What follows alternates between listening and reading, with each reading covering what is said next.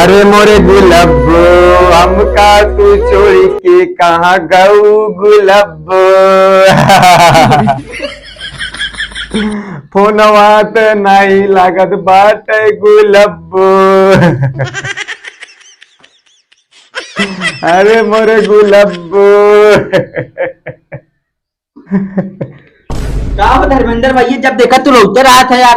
अरे भैया का बताई, जोने लड़किया सम बतलात रहे ओकर बपुआ जौन परबंदी लगाए दे बा हमरे मलवा ऊपरा में। हाँ, कि उससे मुलाकात हो बहुत दिक्कत होई बा भैया। एक जुगाड़ है हमारे पास, चला मिलवा दे। बताओ भैया। चला बताओ रास्ता में।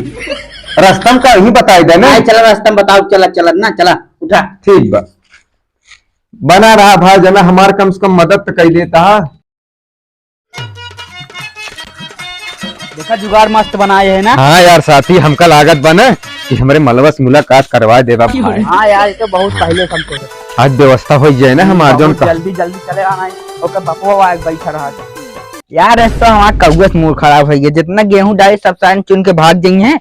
एक आध मार एक आध डंडा निपुरी जाइए सारे।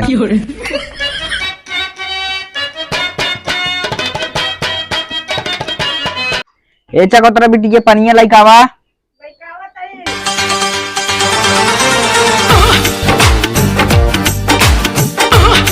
बाबू परेशान है। का करे बिटिया, जितना गेहूं छतप डाल रहे हैं ना सब कौआ चुन लिये सारे। लावा पानी पी ली।